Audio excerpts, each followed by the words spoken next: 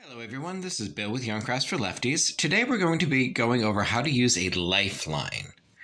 A lifeline is a way to protect what you've already worked from being troubled by a dropped stitch. Normally if we drop a stitch and we don't notice it, it will work its way down and down and down.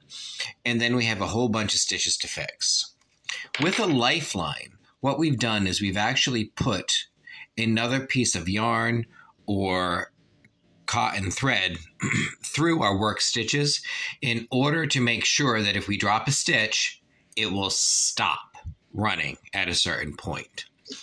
You can put a lifeline in as frequently as you want. I usually put it in at the beginning of a section of work. So if I have a section that does stockinette and then it does a section of lace, then goes back to stockinette, I will put it in on row 1. That way I know if I have to rip everything back, it will stop at my lifeline. I know if I drop a stitch, it will stop at a particular row, which makes my knowing how to fix it a lot easier. Here I've used mercerized cotton instead of yarn, and you can find it in really any craft store. You can even find it in the big box stores that sell craft supplies. This happens to be size 10 crochet cotton. It can be even smaller. I usually have a spool of the thicker size and a spool of the thinner size. That way I have a thinner yarn to use if I'm using with, say, a sock weight, and something thicker to use if I'm using with worsted or above.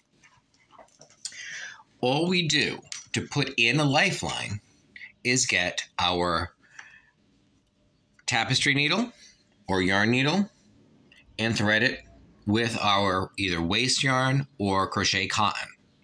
I like the crochet cotton because it's smooth, it doesn't leave any fibers, and it's easy to put in and easy to take out. If you use a wool on a wool, especially if the wool you're using is not superwash, you have a chance of the wool sticking together, which I don't like. The crochet cotton doesn't stick to anything.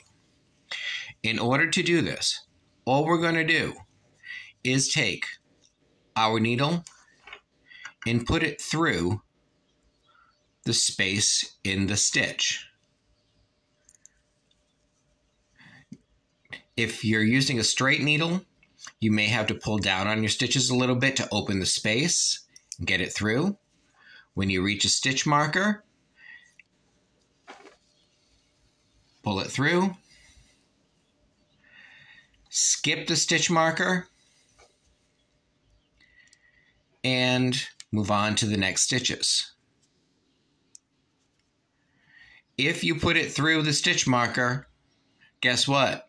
When you knit your next row and you move the stitch marker, it's going to pull up on that thread, which you don't want it to do. Now, as you can see here, I'm using a circular needle. I pretty much do all of my knitting, be it flat or in the round, on circular needles. When we are doing a lifeline, here's why I love the circular needle.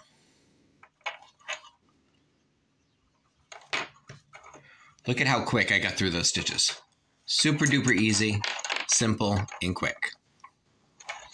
Now I did manage to catch my needle, not a problem. Bring it through. Problem solved. Now I have my marker. I'm just going to lift it up. Make sure I don't go through it. Get my next stitches.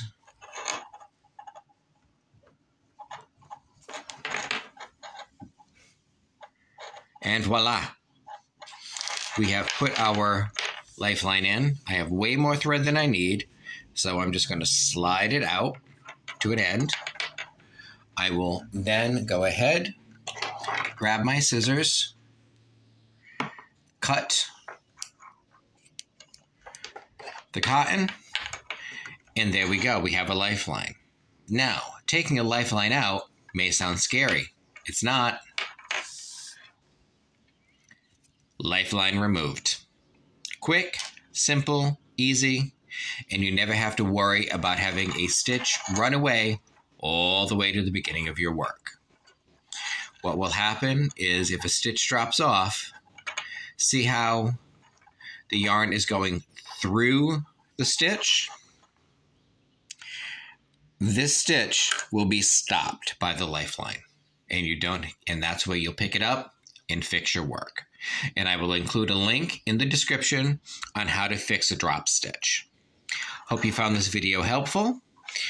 Have a great day and happy knitting.